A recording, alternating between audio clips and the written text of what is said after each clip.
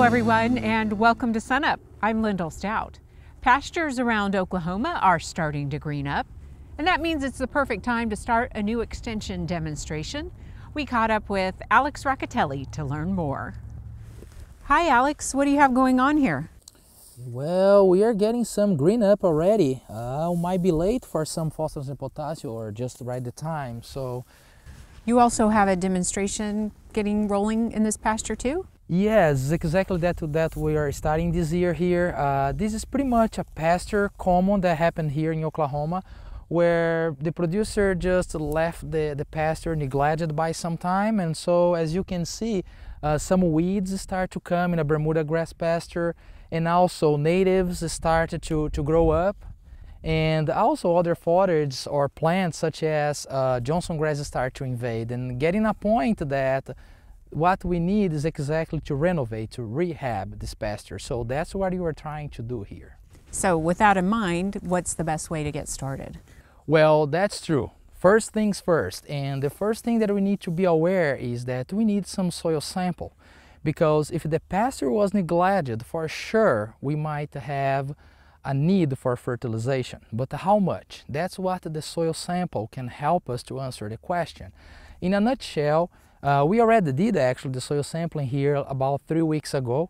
In a nutshell, how we can do the soil sampling? Well, first, we need to realize that it's not because you have a pasture and you name that a pasture, that pasture is the same all along. For sure, we have different types of soil, topography, and plants growing in different locations. For instance, in this pasture here we have more upland, with more a sand soil. That's why we have more natives and also more weeds concentrated there. Right there is a bottomland, and I walked there and we saw that we have lots of Johnson grass that grew last year because it's a more wet field. Also we have a better fertilization there. So in this case, when thinking about soil sampling, better that we split this field in different zones. After that, in each zone, it's better that we take about 15 to 20 samples at least per zone and make a composite and send that to analysis. So this, as you mentioned, was sampled 3 weeks ago and you have the results. What did they show? Exactly right, and I have the results right here in my pocket actually. And I am talking what I have here because I'm working right now exactly in this spot here. And for what I'm seeing, look at that. First, I'm looking at pH here, 6.6. We right on the money. That's a very good pH for all the fodders that we can have here. So we don't need to bother in this specific location on liming. And according to the soil sample, oh my God, we don't have any N here. Can you see? Zero. So once this soil is a more light soil texture, we might be applying, I would say, after that the green up happens, about 100 to 150 pounds of nitrogen, actual nitrogen, that will translate in 200 to 300 pounds of urea. You mentioned quite a bit of fertilizer in that formula. Is that much necessary to get what this producer wants in terms of Bermuda grass production? Yes, that's right. What I'm doing here is exactly what the producer wants. So we are thinking on fertilizing for Bermuda grass. In this case, in native grasses, sometimes even there is no economic justification to fertilize. But this in specific field, as I show here, we are very low. So in this case, even I recommend applying half of the phosphorus that we need for Bermuda grass, that I would say, so in this case 30% if you want to promote some native pasture, some native fodder is coming. And on nitrogen, once we are very low on nitrogen, I would say one application of 50 pounds after green up would be enough. I've noticed there's an area of the pasture that is mowed, and Right. then this is still growing as normal. Explain why the difference.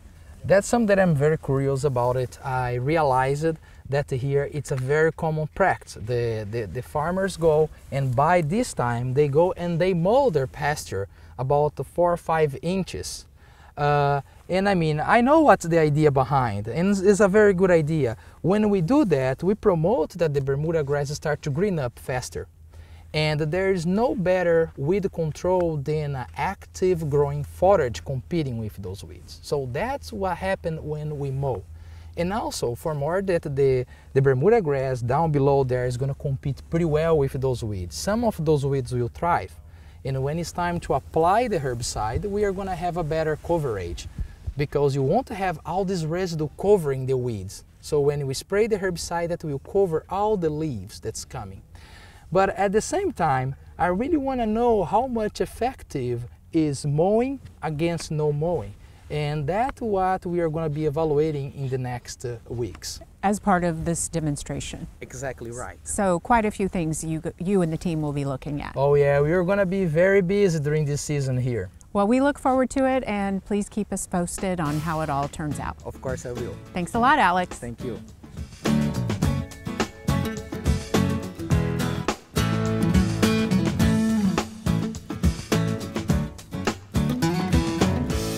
Here we are in April, and this is kind of the busy time for wheat. David, where are we with the Oklahoma wheat crop?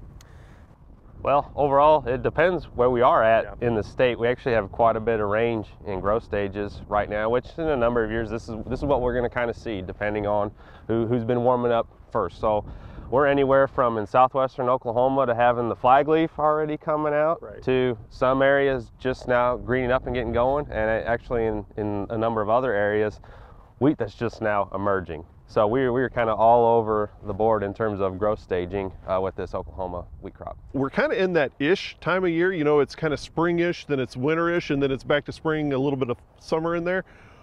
Is that hard on the wheat plant right now?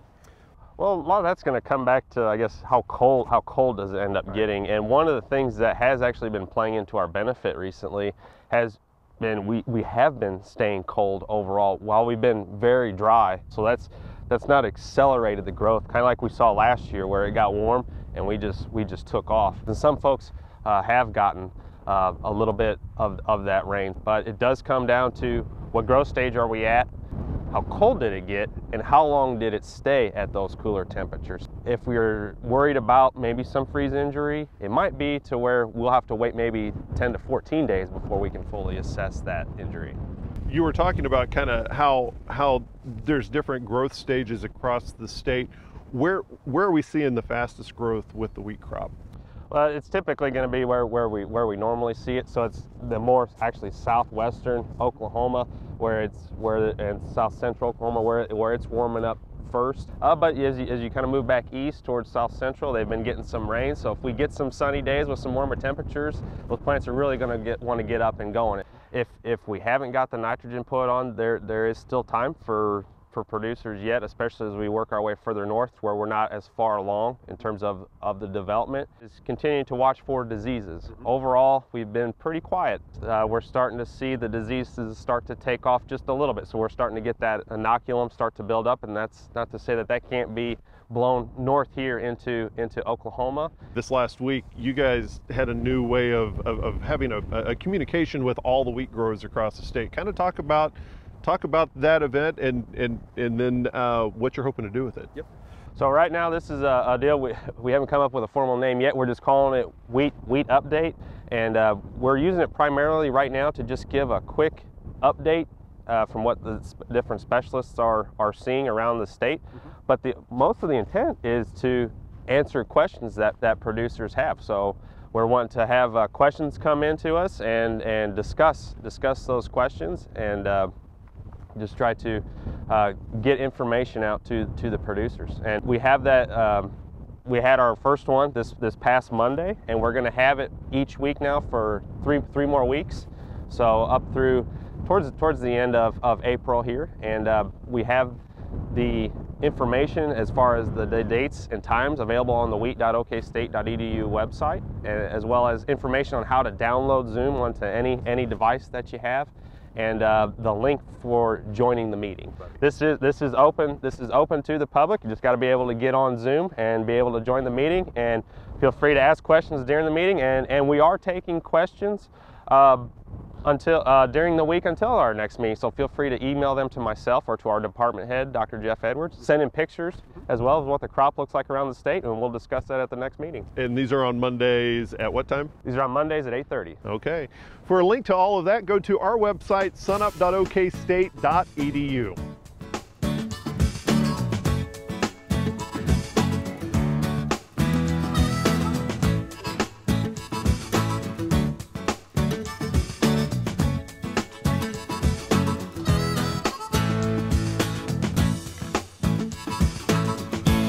On today's edition of the CowCalf Corner, we're going to aim our discussion towards those ranches that have fall calving operations. One of the tough decisions that people with fall calvers have to make each year is when to wean the calves. Traditionally, fall calving herds have been weaned when those calves are, say 9 to 10 months of age out in the middle of the summer, and that leaves only 45 to 60 days between weaning and when the cows start to calve again. Research here at Oklahoma State University looked at an alternative weaning date of much earlier, when the calves were only about 7 months of age, and that meant weaning them here in April. As they made the comparison, and this was done over a 4-year study with over 150 cows involved, what they found was that young cows responded differently than mature cows as to when the calves were weaned. Young cows, and I'm talking about those that were 2 or 3 years of age when they had the calf last fall, if their calf was weaned in April, then there was a much higher rebreeding percentage the following fall than did the cows that were left to nurse those calves until midsummer. And the difference was about 9%, 98% compared to 89%.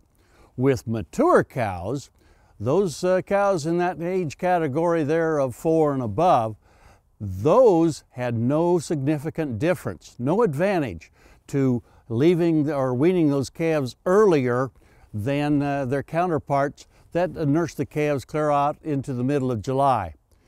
I think from the cow standpoint, this tells me that if we're in any kind of a drought situation or concerned about the body condition of young cows as they go into the late spring, summer, we may want to go ahead and wean those calves in the case of those young cows.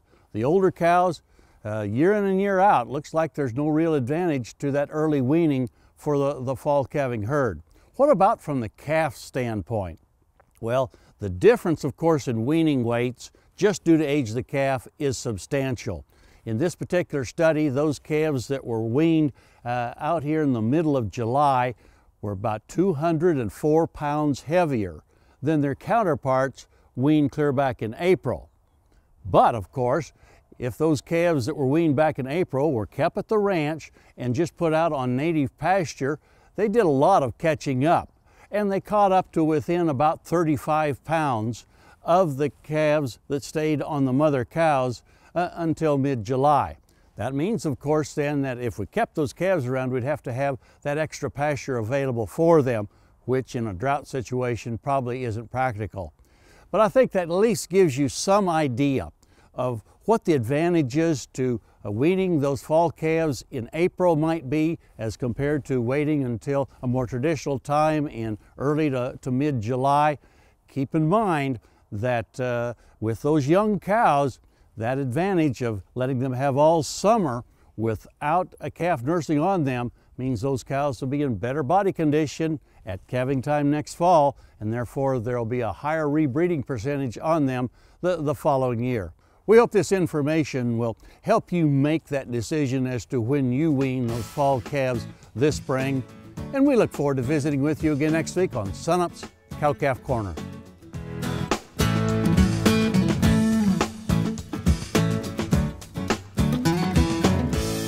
A lot of the markets have had volatility here lately, and Derrell, the ag markets really aren't different from that, especially the livestock markets. Well, they're not, because what's happening right now is we've got all this external, macroeconomic, global economy kinds of things going on, obviously. You know, we've been living for many months under this black cloud of uncertainty about what we might do with trade policy. Now we're starting to see some of that turn into a real storm at this point. And you know, I guess it's kind of like springtime in Oklahoma. It's time to really figure out where the shelter is when we get into storm season. And so, you know, ag markets are no different. Cattle markets are no different at this point in time. You know, we're just seeing a tremendous amount of volatility, and the uncertainty now is not, you know, whether we're going to have problems. Now it's a question of how big of a problem are we going to have, and how widespread and long-lived will they be. Now, staying with that Oklahoma weather theme there, do we have any watches or warnings when it comes to, cattle markets? Well, it's really hard to anticipate what's going to happen. I mean, you know, markets, economies are very complex with lots of direct and indirect connections. Obviously, global economies now are very interconnected. So the short answer is we really don't know what to anticipate here. It's not as simple as saying, okay, we've got a tariff on this one market. What will that do?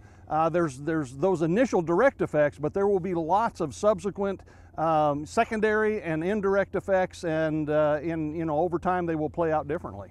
Does this change the overall forecast for 2018? Well, I think at this point all bets are off, honestly. Our forecasts up till now have been predicated on the idea that we would not make any significant changes in any of the trade policies or anything. And so now, again, I think, you just have to play it. It's going to be a very dynamic, a very fluid situation going forward. We just have to really watch this turbulence and see if we, at some point, hopefully it clarifies a little bit and we get some sort of a picture that we can work with. How does this change the strategy that Oklahoma cattle producers kind of started earlier this year? Well, I think what this does as much as anything is it puts us on the defensive. So you have to go into a very defensive posture here. The words hunker down come to mind a little bit in this kind of a situation. Some of this volatility will be short run. And so there may be opportunities to dodge some of the impacts by having some flexibility. I would encourage producers to maintain as much flexibility in short run timing, but longer term, and depending again on how severe and how long this plays out, we're just going to have to hunker down and try to weather the storm. Okay, thank you much, Derrell. Hopefully we can build a plan before the storm clouds make it here. Derrell Peel, Livestock Marketing Specialist here at Oklahoma State University.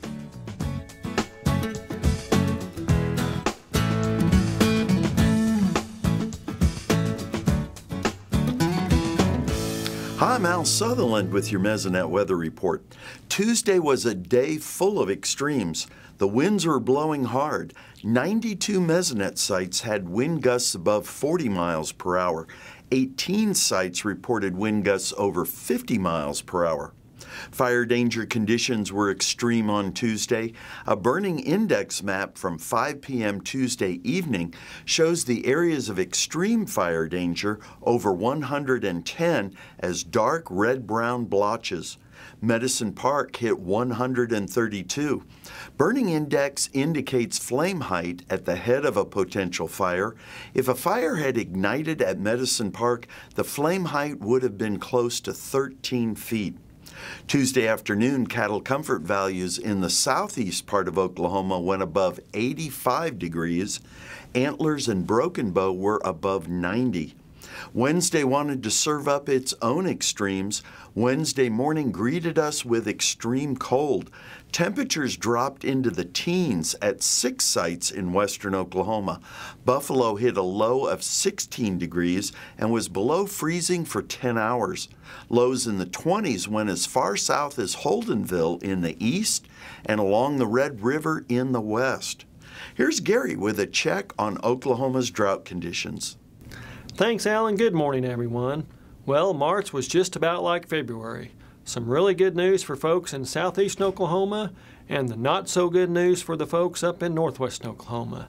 So let's get straight to the drought monitor map where that is reflected for this week.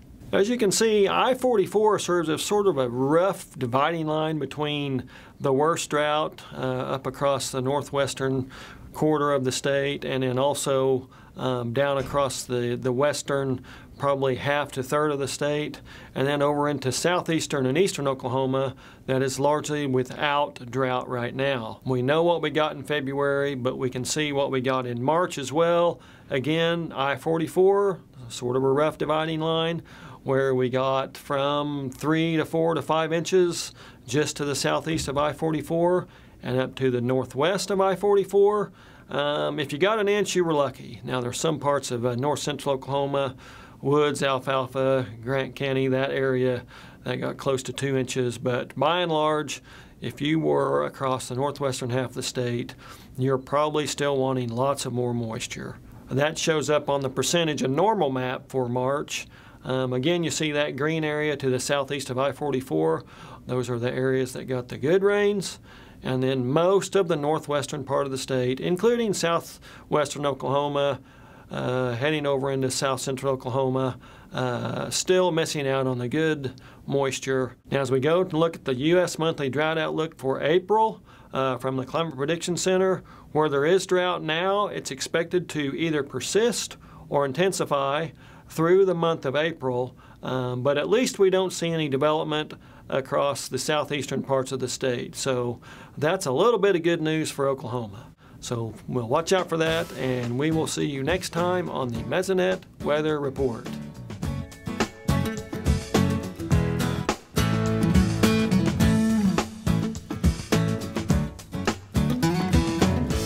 China released some additional tariffs on soybeans this week. And Kim, what are some of the expected impacts that could have on the agriculture economy? Well, we're not going to know the impact of those tariffs for some time. Even the steel and aluminum tariffs. I was reading an op-ed piece this last week in the Wall Street Journal, and they said those tariffs won't be implemented for 60 days, and that what China's doing and what the U.S. administration is doing, they're just positioning themselves for negotiations that's taking place.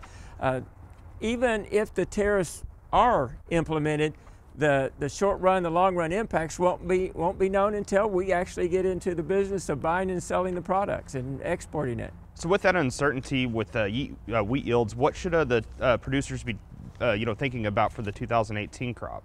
Well, I think they just should ignore it right now. We don't know what the outcome's going to be. We know they're not going to be implemented within 60 days. It does add risk to the market, and when there's additional risk in the market, there's more volatility, and your buyers tend, especially on forward contracts and the futures prices, tend to hedge their bet a little bit, which means they're going to take a risk premium and prices are going to be maybe 10 or 15 cents lower.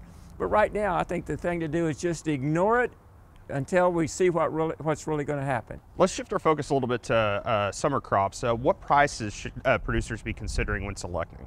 I think what they need to look at is what are the elevators offering for forward contracts for harvest delivery. And if you look at corn, right now it's right at $3.50, sorghum $3.60, you got soybeans at $9.30, you got cotton around 75 cents, and sesame at 33 cents a pound. So I think that's what they need to look at. What can I forward contract now? Because people are making, that's actual dollar bets right there. They're saying I'll buy it for that. So if you want to do something, or if you're doing planning on what you're going to get for harvest, that's the prices I'd use. All righty, thanks, Kim. Kim Anderson, Grain Marketing Specialist at Oklahoma State University.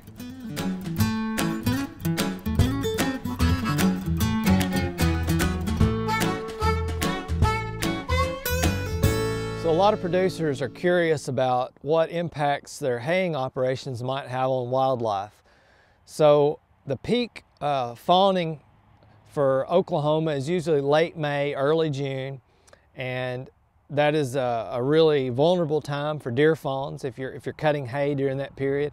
That's also that May-June period is a really important time of the year for rabbit production and also a lot of ground nesting birds. Most of those ground nesting birds are finished by early to mid-July, and by that time most deer fawns are up and mobile, rabbit production's generally tailing off. And also another vulnerable species, which is the box turtle, which gets hit and killed a lot of times by mowing equipment. By July, when it's getting hot, they tend to be underground more. So if you can delay haying until mid-July, you're going to miss a lot of the wildlife that would be susceptible to mortality. Also, that is a good time to optimize hay quality and quantity on native hay fields. But some producers want to cut that native hayfield multiple times during the summer. So they'll cut in June and then maybe later in the summer. But a problem with that is research has shown that cutting hay on native fields multiple times, that tends to lead to undesirable plant species long term. And that's not an ideal situation for a native hayfield. So we generally recommend that producers only cut native grass once a year for hay production. So waiting a little bit later into the summer, you can get a lot of tonnage that's high quality, but also minimize the negative impacts to wildlife. Now there's also the situation of just mowing a field, a native field, where you're not actually interested in taking the hay off, but you're just wanting to knock the grass cover back, maybe for fire prevention or aesthetics or brush control. So if that's your objective, when is the ideal time to do this? So a lot of people want to do it at the end of the summer, going into the fall. But unfortunately, if you do that, you've removed all the cover for that site. So species like bobwhite, rabbits, and a lot of wintering sparrows really don't have a lot of use of that field throughout the whole winter. So like the field I'm standing in today, it's been barren all winter. We're entering spring now, and it's had very little wildlife use. Whereas if the producer had delayed that mowing until the end of the winter, they could have met their objective of brush control. They could have even timed it to take advantage of, right before our fire season, which is typically late winter, and still provided wildlife cover throughout all the fall and most of the winter. Now there's going to be situations where you probably have to mow in the fall or you have to cut hay earlier in the summer. It's not the optimum time for wildlife. But one thing you might consider, if you've got multiple pastures and large acreages, just attempt to leave some cover during the summer for nesting and some cover during the winter for quail and rabbits and sparrows. Even if you have to mow or hay some, if you've got some cover on your property during those years, you can still have wildlife and hay production.